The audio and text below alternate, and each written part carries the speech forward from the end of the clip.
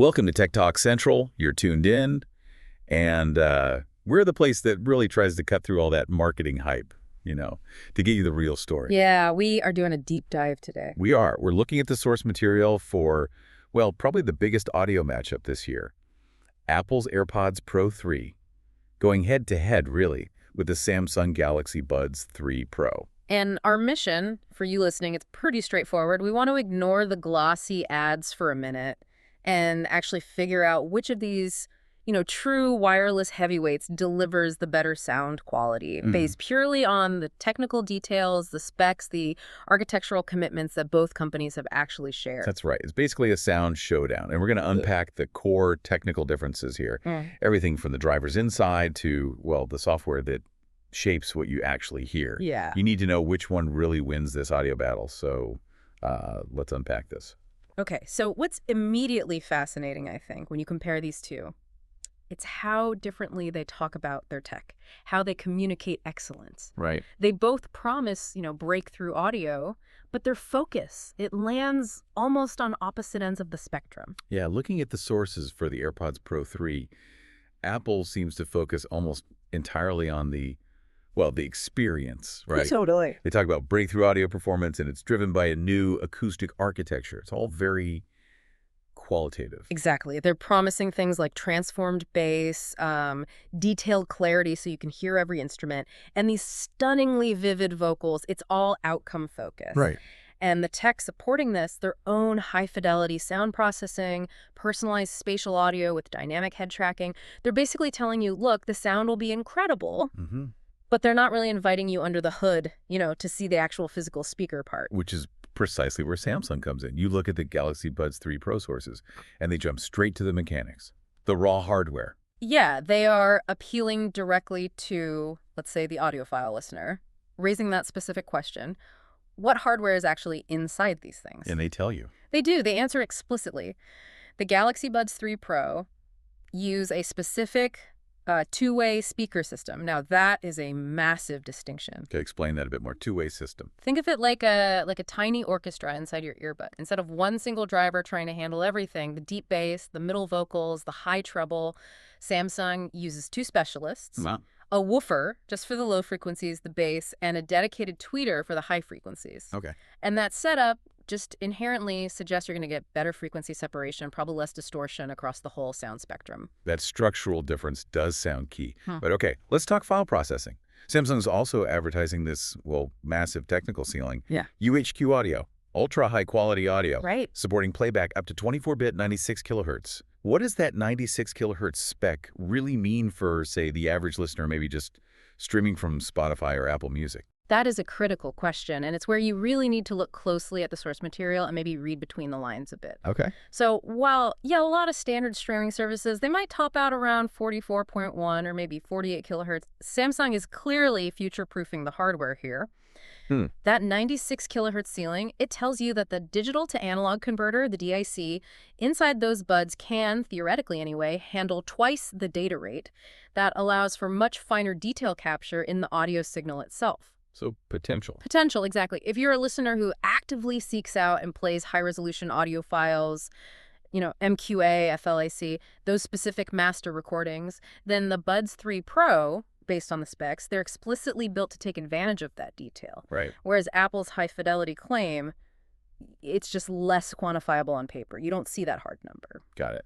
So if the listener is, say, a musician, maybe a serious audiophile with a whole library of high-res files, the Samsung sources suggest, a greater capability for that technical fidelity. Seems that way. But, for the vast majority of us, sound quality is just as much defined by what you don't hear. Oh, absolutely. The best driver in the world is useless if you're standing next to a jackhammer. Right. So this is where we kind of pivot from the raw acoustics to defining the listening environment itself through active noise cancellation, ANC, and deep personalization features. And this is where the AirPods Pro 3 sources, they come out swinging. Probably the most aggressive claim we've seen recently. Which is? They claim world's best in-ear active noise cancellation. period. Wow. Okay. Bold claim. And they even quantify it, saying this new version removes up to 2x more unwanted noise than AirPods Pro 2. 2 times more. That's not just an improvement. That sounds like a generational leap in isolation, assuming Right. the claims hold up in reality. Exactly. Apple's strategy seems crystal clear here. Create a vault of silence right around your ear, making sure every single note, basically regardless of the source file quality, is heard without fighting the outside world. And they pair that really extreme isolation with this next-gen personalization feature. They call it adaptive EQ. Right, adaptive EQ. This seems to be where that new acoustic architecture really connects with, like, your own biology. It doesn't just block noise, it actually customizes the music to you. Okay, break that down. How does adaptive EQ work? Well, think of it like having this tiny invisible sound engineer sitting right inside your earbud. Okay. It uses inward-facing microphones, mics pointing into your ear canal, to constantly measure your unique ear shape, the geometry, and also how good the seal is from the ear tip in real time. Constantly measuring. Constantly. Yeah. So if your ear canal is shaped a bit differently, or maybe the bud shifts just slightly while you're moving, it instantly automatically adjusts the EQ curve, the bass, the mids, the highs, to make sure the sound signature hits your eardrum exactly the way the artist or Apple intended. That's that sound quality defined by your physical reality. Pretty wild. That is wild. Okay, so now compare that to Samsung's approach. They use AI adaptation, not just aiming for pure maximum isolation. They call it adaptive active noise cancellation with Galaxy AI. What's the practical difference there for you, the listener? Yeah, good question. I think the difference really boils down to context. While Apple seems to be going for maximum quiet, like that silent booth, Right. Samsung seems to aim for maximize awareness and utility. Their adaptive ANC, according to the sources, automatically changes modes. It goes from full cancellation to transparency or pass-through based on what the AI thinks you need to hear in your surroundings at that moment. Ah, okay. So if you, like, walk up to a counter to order coffee or someone starts talking to you. Exactly. Yeah. The buds are supposed to adapt seamlessly, letting sound in when it's relevant. So, okay, different philosophies again. Apple, maximize the silent listening booth. Samsung, maximize the practical, moment-to-moment usefulness of sound control in a dynamic world. Precisely. And the Galaxy Buds 3 Pro also have an adaptive equalizer, again using Galaxy AI for sound optimization. But based on the source material, their focus seems more on optimizing the sound for the context and the environment around you. Rather than purely the geometry of your individual ear, which is Apple's big focus, it feels like an approach really centered on, well, everyday usability. Okay, interesting. Let's pivot slightly then to integration, because for the listener, you know, the ultimate value of these high-end buds isn't just playing music, it's how they fit into your daily life. Definitely. Communication, health, just practicality. Yep. Let's start with the absolute base layer, fit. Yeah. How well they actually sit in your ear. Yeah, fit is. It's non-negotiable for good sound. We all know that. If the seal isn't right, the best ANC, the best driver, it's kind of useless, especially for bass response. For sure. And Apple seems to have addressed this head-on in their sources. They're touting all new ear tips, and get this, in 5 sizes. Double extra small, small, medium, and large. Like sizes. Wow.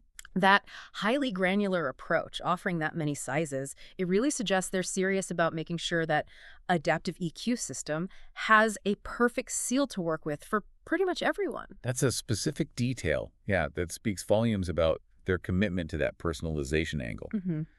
Samsung, on the other hand, while they emphasize a redesigned comfort fit and long-lasting comfort, they seem to rely more on the overall ergonomic shape of the bud itself. Yeah. They don't list out, 5 specific tip sizes in the material we saw. Right, so maybe more design first versus customization first when it comes to the physical fit. Seems like it. And then we get into the so what of the smart chips inside these things.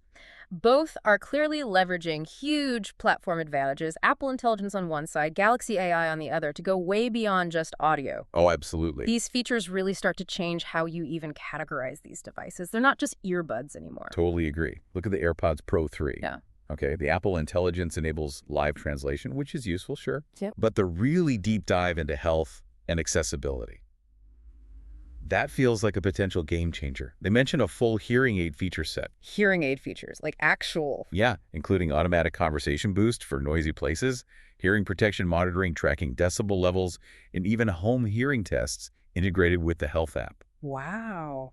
It kind of elevates the device from just an audio peripheral to something almost like a Class I medical adjacent accessory. It's a significant step. That could be the single most compelling non-audio feature Apple mentions in the sources.